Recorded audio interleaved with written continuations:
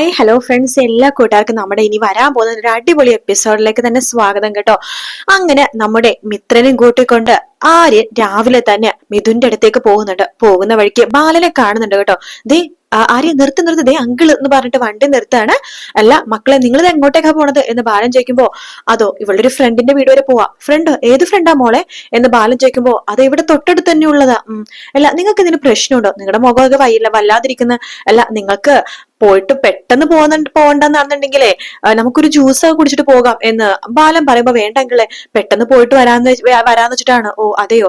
അല്ല മോളെ, എന്തെങ്കിലും പ്രശ്നം ഉണ്ടെങ്കിൽ അങ്കിളിനോട് പറയട്ടോ. ഓയ് ഒന്നുമില്ല അങ്കിളെ. അല്ല അങ്കിൾ എവിടെ പോയതാ? ഞാൻ ബാങ്ക് വരെ പോയതാ മോളെ. എന്നാ ശരി, എന്നാ നിങ്ങൾ പോയിട്ട് വാ എന്ന് ബാലൻ പറയാണ്. അങ്ങനെ ആര്യൻ വണ്ടി എടുത്തോണ്ട് മിത്രനെയും കൂട്ടിക്കൊണ്ട് പോകുന്നുണ്ട്. മിത്ര ഇടക്ക് ബാലനൊന്ന് നോക്കുന്നുണ്ട് കേട്ടോ. ബാലന് വല്ലാത്ത സംശയമുണ്ട്, ഇവരെവിടെയെങ്കിലും പോയി കുഴി പോയി ചാടാൻ വേണ്ടി പോകുവാണോ എന്ന രീതിയിൽ ബാലൻ ഇവരെ തന്നെ ഇങ്ങനെ സൂക്ഷിച്ചു നോക്കിക്കൊണ്ടിരിക്കുകയാണ്. അതേസമയം നമ്മുടെ ദേവിയാണെങ്കിൽ വീട്ടിലേക്ക് പോയിട്ട് അച്ഛനോടും അമ്മയോടും പറയുന്നുണ്ട്, അതെ നമ്മുടെ ഗോമതി സ്റ്റോഴ്സ് കൈവിട്ട് പോകാൻ പോവാ, ആകാശം എടുക്കാൻ പോവാ. അതെങ്ങനെ ശരിയാവും? അത് ശരിയാവില്ല. ഗോമതി സ്റ്റോഴ്സും ദേവമംഗലവും ഒക്കെ നിനക്കും ആനന്ദിനും അവകാശപ്പെട്ടതാ. അച്ഛൻ അത് ഇവിടെ നിന്ന് പറഞ്ഞാൽ മതി. പക്ഷേ അവിടെ ആകാശം എടുക്കാൻ പോവാ. അതെങ്ങനെ ആകാശം എടുക്കുന്നു എന്ന് ചോദിക്കുമ്പോഴേക്കും, ആകാശിനെ ഇപ്പൊ അമ്മാച്ചന് നല്ല ബലമുണ്ട്. എന്നാൽ തന്നെ ആകാശം ഒരുപാട് കാര്യങ്ങളൊക്കെ പറയാം. ഗോമതി സ്റ്റോഴ്സ് അങ്ങനെ ആക്കണം, ഇങ്ങനെ ആക്കണം, ഗ്ലാസ് ഇടണം, കമ്പ്യൂട്ടർ കാൽക്കുലേഷൻ കൊണ്ടുവരണം, ക്യാമറ വെക്കണം, സ്റ്റാഫിന് വെക്കണം എന്നൊക്കെ പറഞ്ഞു ഓരോരോ പുരോഗതി കൊണ്ടുവരാ. അത് അവന്റെ കയ്യിലിരിക്കേ ഉള്ളൂ. ഞങ്ങൾ വേണ്ടത് നീയും അനുസരിക്കണം, നീയും അവിടെ പോയിട്ട് ഇതുപോലെ പറയണം. അച്ഛൻ എന്തിനാണ് അവിടെ മനസ്സമാധാനത്തോടെ ജീവിക്കണത്? ഇഷ്ടമല്ലെന്നുണ്ടോ? എടീ, ഗോമതി സ്റ്റോഴ്സ് നമുക്ക് എങ്ങനെയെങ്കിലും സ്വന്തമാക്കണം. അതിനുവേണ്ടി നമുക്ക് എന്തെങ്കിലുമൊക്കെ ചെയ്തേ പറ്റൂ എന്നൊക്കെ ദേവിയുടെ അടുത്ത് തലയിലോരോന്ന് പറഞ്ഞു കൊടുത്തോണ്ടിരിക്കുകയാണ് നമ്മുടെ ശ്രീകലയും ഉദയഭാനുവും കൂടിയിട്ടോ. അതെ, അതുപോലെ തന്നെയാ ആകാശിന് അമ്മായച്ചൻ വീട്ടിലേക്ക് വിളിക്കുന്നുണ്ട് ഒരു സർപ്രൈസ് ഗിഫ്റ്റ് കൊടുക്കാനായിട്ട്. അത് വേറൊന്നുമല്ല, ഒരു അടിപൊളി ഒരു വില കൂടിയ ഒരു കാറാട്ടോ, 7 സീറ്ററിന്റെ ഒരു വണ്ടിയാണ് കൊടുത്തിരിക്കുന്നത്. ആകാശ് ആകെ ഞെട്ടിപ്പോകാണ്. അയ്യോ, വണ്ടിയൊക്കെ കാണുമ്പോ കണ്ണു തള്ളിപ്പോവാ. എങ്കിൽ ആ വണ്ടി വേണ്ടെന്നും ആകാശ് പറയുന്നില്ല. ആ വണ്ടി ആകാശിരിക്കുന്ന സ്വഭാവം അങ്ങനെ ചെറുതായിട്ടൊക്കെ കൊണ്ട് മാറി തുടങ്ങി കേട്ടോ. ആകാശിന് ആ വണ്ടി കണ്ടപ്പോ തന്നെ മീനാക്ഷിയുടെ ഒരു വാക്ക് പോലും ചോദിക്കാതെ ആ വണ്ടി അങ്ങോട്ട് എടുക്കുകയാണ് ചെയ്യണത്. അങ്ങനെ മീനാക്ഷിയുടെ അച്ഛനും നമുക്ക് ഭയങ്കര സന്തോഷം കേട്ടോ. കാണാം, ഇന്ന് വണ്ടി വാങ്ങിച്ചു, നാളെ അവരൊരു വീട് വെച്ചു കൊടുത്ത ആ വീട്ടിലേക്കും ഇവര് മാറുമെന്ന് അവർക്ക് ഉറപ്പായി. അതുകൊണ്ട് മീനാക്ഷിയുടെ അച്ഛനമ്മയും അമ്മക്കും ഭയങ്കര സന്തോഷമാവാണ്. അങ്ങനെ മിത്ര പാത്തും പതുങ്ങിയും നമ്മുടെ മിഥുന്റെ അടുത്തേക്ക് പോകുന്നുണ്ട്. ഒരു ഭാഗത്തേക്ക് മൂലക്ക് മാറി നിൽക്കാണ് ആര്യൻ. എന്തെങ്കിലും പ്രശ്നം ഉണ്ടെങ്കിൽ മിത്ര കയ്യിൽ ഇങ്ങനെ ഫോൺ വെച്ച് അടിച്ചിട്ട് സിഗ്നല് കാണിക്കോലോ, അപ്പൊ പോയി ഇടപെട്ടാ മതിയല്ലോ. അതുകൊണ്ട് ആര്യൻ അങ്ങോട്ട് മാറി നിൽക്കുന്നുണ്ട്. മിഥുനാണെങ്കിൽ ഈ കാര്യം അലോകിനോട് പറയുന്നില്ല. കാരണം അലോക് എന്തൊക്കെ പറഞ്ഞാലും മിത്ര പെങ്ങളാണല്ലോ. അതുകൊണ്ട് ചിലപ്പോ അവന് അതിന് എതിർപ്പുണ്ടെങ്കിലോ. അലോകിന് ദേഷ്യം ദേവമംഗലത്തുള്ളത് മാത്രമാണ്, മിത്രടുത്ത് ദേഷ്യമൊന്നുമില്ല. അതുകൊണ്ട് അലോകിനോട് പറയാതെയാണ് മിഥുൻ ഈ ഓപ്പറേഷൻ പ്ലാൻ ചെയ്യണത്. അങ്ങനെ മിത്രന് പതുക്കെ ഒരു കാട് പോലത്തെ സ്ഥലം കേട്ടോ. പതുക്കെ മിഥുന്റെ അടുത്തേക്ക് വരുമ്പോ മിഥുൻ പറയണ്ട്, ഹാവു മിത്ര, നീ വന്നല്ലോ. നീ വരില്ലെന്ന് ഓർത്തിട്ട് ഞാൻ ആകെ വിഷമിച്ചിരിക്കുകയായിരുന്നു.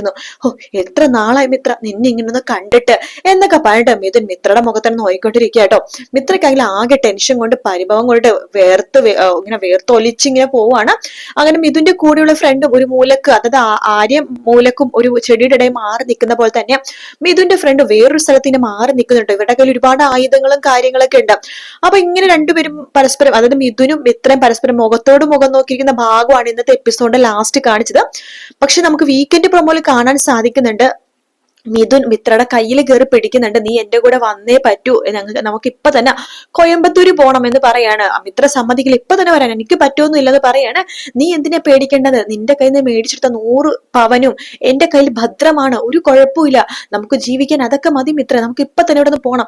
ഇല്ല ഞാൻ വരില്ല എന്ന് പറഞ്ഞിട്ട് മിത്ര കൈ ഇങ്ങനെ തട്ടി മാറ്റിയിട്ട് ഫോൺ കൊണ്ട് കയ്യിൽ 2 പ്രാവശ്യം ഇങ്ങനെ അടിക്കുകയാണ്. അത് കാണുന്നതും നമ്മുടെ ആര്യൻ അവിടുന്ന് ചെടികളുടെ ഇടയിൽ നിന്ന് ഓടി വരുന്നുണ്ട്. മിഥുന്റെ നെഞ്ചിൽ തന്നെ നോക്കി ചവിട്ടുവാണ്. മിഥുൻ പറഞ്ഞു, ഓഹോ അപ്പൊ നീ നിന്റെ ഭർത്താവിനും കൊണ്ടാ വന്നതല്ലേ, അപ്പൊ പ്ലാനിങ് ആയിട്ടാണ് നിങ്ങൾ വന്നതല്ലേ, കൊള്ളാം, നന്നായിട്ടുണ്ട്, എങ്കിലേ എന്റെ പ്ലാനിങ് നിങ്ങളും കണ്ടോ എന്ന് പറഞ്ഞിട്ട് മിഥുന്റെ കൂട്ടുകാരനും വരുന്നുണ്ട്. പിന്നെ അവിടെ ഭയങ്കര അടിപിടി ബഹളം തന്നെ അങ്ങോട്ടോ. മിഥുൻ നന്നായിട്ട് ആര്യൻ അടിക്കുന്നുണ്ട്, ആര്യൻ തിരിച്ചും മിഥുൻ അടിക്കുന്നുണ്ട്. മിത്രക്കാണെങ്കിൽ കയ്യും കാലൊക്കെ വിറച്ച് മിത്ര ഇങ്ങനെ തല കറങ്ങാൻ വേണ്ടി പോകുമ്പോഴേക്കും ആര്യനെ തള്ളി മാറ്റിയിട്ട് മിഥുൻ അടുത്തേക്ക് പോകണം. മിത്ര അവിടെ നിന്ന് ഓടി പോകുമ്പോഴേക്കും മിത്രയുടെ തൊട്ടു പിന്നാലെ മിഥുനും മിത്രനെ കയറി പിടിക്കാൻ വേണ്ടി പോകുവാണ്. തൊട്ടു പിന്നാലെ ആര്യനും ഉണ്ട്. അപ്പൊ അവിടെ ഭയങ്കര സ്റ്റണ്ട് നടക്കാട്ടോ. ഒരു കാര്യം ഉറപ്പാണ്, ഈ സ്റ്റണ്ടിൽ ആര്യനും മിത്രയും തന്നെയാണ് ജയിക്കുന്നത്. കാരണം അടുത്ത സീനില് ഇവര് ദേവമംഗലത്തുള്ള ഭാഗം കാണിക്കണ്ട. അപ്പൊ ആര്യനെ മിത്രനെ രക്ഷിക്കാൻ വേണ്ടി ആരും ഒരാൾ അവിടെ വരുന്നുണ്ട്. ആര്യന്റെയും മിത്രയുടെ ആ ഒരു പ്രശ്നം കഴിഞ്ഞിട്ട് അവര് ദേവമംഗലത്ത് സന്തോഷത്തോടു കൂടി തന്നെ കുഴപ്പമൊന്നുമില്ല അതിങ്ങനെ ഇരിക്കായിരിക്കും. മിത്ര രാവിലെ പോലെ കോളേജിൽ പോകുന്നുണ്ട്. ആര്യനാണെന്നുണ്ടെങ്കിൽ അവിടെ പത്രമൊക്കെ വായിച്ചുകൊണ്ടിരിക്കുന്ന സമയത്താണ് ബാലൻ കടയിലേക്ക് പോകാൻ വേണ്ടി ഇറങ്ങുന്നത്. നോക്കുമ്പോ ഞെട്ടിപ്പോകുവാണ്. നോക്കുമ്പോ ദേവി ഇരിക്കുന്നു മുറ്റത്തൊരു വലിയ കാറ്. ഇത് ആരുടെ കാറാ എന്ന് ബാലൻ ചോദിക്കുമ്പോ ദേവി വരുന്നുണ്ട്. ആഹാ, അപ്പൊ ബാലച്ചനൊന്നും അറിഞ്ഞില്ലേ? ഇല്ല മോളെ, ഇത് ആരുടെ കാറാ? ആരെങ്കിലും വിരുന്നുകാരി വന്നിട്ടുണ്ടായിരുന്നോ? അപ്പുറത്തെ ആൾക്കാരെങ്കിലും ഇവിടെ പാർക്ക് ചെയ്തതാണോ? എന്റെ ബാലച്ച, അത് കൃഷ്ണമംഗലംകാരുടെ കാറൊന്നും അല്ല. അവിടെ വന്ന ആരുടെയും കാറല്ല. പിന്നെ ഇവിടെ ഏതെങ്കിലും ആരെങ്കിലും വന്നോ? സ്വന്തക്കാരോ ആരെങ്കിലും വന്നോ? മോളുടെ അച്ഛനും അമ്മയും ആരെങ്കിലും വന്നോ? എന്റെ ബാലച്ച, ഇത് ഇവിടത്തെ കാറാണ്. ഇവിടത്തെ കാറോ? അതെ, ഇത് ആകാശിന്റെ മീനാക്ഷിയുടെ പുതിയ കാറാണ്. മോൾ എന്തൊക്കെയാ പറഞ്ഞത്? ആകാശിന്റെ മീനാക്ഷിയുടെ പുതിയ കാറോ? അതെ, ആകാശിനെ മീനാക്ഷിയുടെ അച്ഛൻ സമ്മാനിച്ച കാറായത്, പുതിയ കാറ്. എന്നിട്ട് എന്നോട് ആരും പറഞ്ഞില്ലല്ലോ. അതെങ്ങനെ പറയും? എല്ലാവർക്കും ആകെ പേടിച്ചിരിക്കുക. ബാലച്ചൻ വഴക്ക് പറയുന്നു പേടിച്ചിട്ട്. അമ്മക്ക് ഒട്ടും ഇഷ്ടമായിരുന്നോട്ടോ കാറ് കൊണ്ടുവന്നത്. മീനാക്ഷിയും ഇഷ്ടക്കേടൊക്കെ കാണിക്കുന്നുണ്ട്. പക്ഷെ അവളുടെ ഉള്ളിൽ ഭയങ്കര സന്തോഷമുണ്ട്. അവളുടെ അച്ഛനെ കൊണ്ട് ഈ കാറ് വാങ്ങിപ്പിച്ചത് അവള് തന്നെയാ. എന്നിട്ട് ഒന്നും അറിയാത്ത പോലെ അവിടെ പോയി ഇരിക്കുന്നുണ്ട്. ആകാശാണെങ്കിൽ ഭയങ്കര സന്തോഷത്തിലാണ്. രാവിലെ തന്നെ എല്ലാവർക്കും ലഡു ഒക്കെ വിതരണം ചെയ്തു, പുതിയ കാറ് കിട്ടിയാലേ. ഇനിയിപ്പോ അമ്പലത്തിൽ കൊണ്ട് പൂജിക്കണോന്നൊക്കെയാ പറയണത്. ആഹാ, അവനെ ഞാൻ വെച്ചിട്ടുണ്ട് എന്ന് പറയാണ്. ദേവിക്ക് സന്തോഷമാവും കേട്ടോ. അങ്ങനെ ബാലൻ പുറകിലേക്ക് പോവാണ്. ഇതെന്താ ബാലച്ചൻ പുറകിലേക്ക് പോകണം? അപ്പൊ ആര്യൻ ഇങ്ങനെ നോക്കുന്നുണ്ട്. എന്താ അച്ഛൻ പുറകിലേക്ക് പോകുന്നതെന്ന് നോക്കുമ്പോ ഒരു വലിയൊരു ഇഷ്ടിക കൊണ്ടുവരട്ടെ ബാലൻ. എന്നിട്ട് ആ ഇഷ്ടിക വെച്ച് കാറിലേക്ക് ഇങ്ങനെ എറിയാൻ വേണ്ടി പോകുമ്പോ ആര്യൻ ഓടി വന്നിട്ട് ബാലന്റെ കൈ പിടിക്കുന്നുണ്ട്. വിടടാ വിടടാ, അതിനെ, ഈ കാർ ഈ മുറ്റത്ത് കിടക്കാൻ പാടില്ല, ഇത് ഞാൻ തവിട് പൊടിയാക്കും എന്നൊക്കെ പണ്ട് ആര്യനെ പിടിച്ച് തള്ളിയിട്ട് കാറിൽ എന്തൊക്കെയോ ചെയ്യുന്നുണ്ട്. സ്ക്രാച്ചോ എന്തോ വരുത്തുന്നുണ്ട് ബാലൻ. അതിനുശേഷം നമ്മുടെ ആകാശ് അതിന്റെ പേരിൽ ബാലനുമായിട്ട് ഭയങ്കര വഴക്കുണ്ടാക്കുക കേട്ടോ. മീനാക്ഷിക്കും അത് ഒട്ടും ഇഷ്ടപ്പെടുന്നില്ല. കാരണം ആ വണ്ടി വന്നത് ശരി, തെറ്റ് തന്നെയാണ്. പക്ഷെ തന്റെ അച്ഛൻ അധ്വാനിച്ചുണ്ടാക്കിയ പൈസ കൊണ്ട് തന്റെ മകൾക്കും മരുമകനും ഒരു വണ്ടി വാങ്ങിച്ചു കൊടുത്തതാണ്. അതിങ്ങനെ ഇഷ്ടപ്പെട്ടില്ലെങ്കിൽ ഇഷ്ടപ്പെട്ടില്ലെന്ന് പറഞ്ഞാൽ പോലെ, അത് നശിപ്പിക്കേണ്ട ആവശ്യമില്ലല്ലോ. അപ്പൊ അതുകൊണ്ട് മീനാക്ഷിക്കും ആ ഒരു ദേഷ്യമുണ്ട്. മീനാക്ഷിക്ക് ദേഷ്യം വന്ന ബാലനോട് തിരിച്ചു മറുപടി പറയുന്നുണ്ട്. ഗോമതിക്ക് അങ്ങ് കേട്ടിരിക്കാൻ പറ്റില്ല. ഗോമതിക്ക് എന്തൊക്കെ പറയാനും ബാലനാണ് ഏറ്റവും വലുത്. ബാലനെ വഴക്ക് പറയണതൊന്നും ഗോമതിക്ക് കേട്ടിരിക്കാൻ പറ്റാത്തത് കൊണ്ട് ഗോമതി തിരിച്ചു പറയണ്ടേ, അല്ല മോളെ, ഇങ്ങനത്തെ ഒരു കാറ് മേടിച്ചിട്ട് വരുമ്പോ വീട്ടിലെല്ലാവർക്കും പറയണ്ടേ? അല്ല, ഞങ്ങൾക്ക് എന്താ കാറ് മേടിക്കാൻ പറ്റാനിട്ടൊന്നല്ല. കാറ് മേടിക്കേണ്ട, ഇപ്പൊ മേടിക്കേണ്ട കുറച്ച് കണ്ട് മേടിക്കാന്ന് വെച്ചിട്ടായിരുന്നല്ലോ. അല്ല അമ്മേ, ഞാനിതൊന്നും അറിഞ്ഞില്ലായിരുന്നു എന്നൊക്കെ മീനാക്ഷി പറയുന്നുണ്ടെങ്കിലും ആരും അതൊന്നും സമ്മതിക്കുന്നില്ല. അങ്ങനെ ആ കാറിന്റെ പേരിൽ ഭയങ്കര പ്രശ്നങ്ങൾ നടക്കാണ്. എന്തായാലും ബാലൻ തിരിച്ച് കടയിലേക്ക് പോകുന്ന ബാലൻ അന്വേഷിച്ച് പോലീസുകാർ വരുന്നുണ്ട്. അതെന്തിനാന്നുള്ളത്, ഇനി മിഥുന്റെ കേസിലെങ്ങാനും ബാലൻ ഇടപെട്ടിട്ടാണോ, അത് ഈ കാറ് തവിട് പൊടിയാക്കിയോ, ബാലൻ ഇടിച്ച് മറിച്ച് ഇഷ്ടിക കൊണ്ടൊക്കെ എറിഞ്ഞ് തവിട് പൊടിയാക്കിയിട്ട് അതിനെ പോലീസ് അറസ്റ്റ് ചെയ്യാൻ വേണ്ടി വന്നതാണോ എന്നുള്ളതൊക്കെ അടുത്ത ആഴ്ച കാണാൻ സാധിക്കുള്ളൂ. എന്നാൽ അടുത്ത ആഴ്ച ഫുൾ പ്രശ്നങ്ങളാണ്, അടിപിടി വഴക്ക് മാത്രമേ ഉള്ളൂ കേട്ടോ.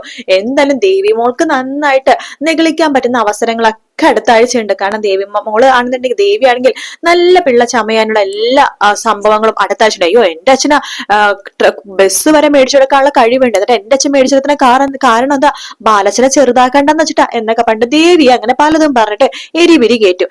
എന്തായാലും കാത്തിരുന്ന് കാണാം. വീഡിയോ ഇഷ്ടപ്പെടാണെങ്കിൽ ലൈക്ക് ചെയ്യാനും സബ്സ്ക്രൈബ് ചെയ്യാനും കമന്റ് ചെയ്യാനും മറക്കല്ലേ. മറ്റൊരു വീഡിയോ കാണാം friends. Take care, bye bye.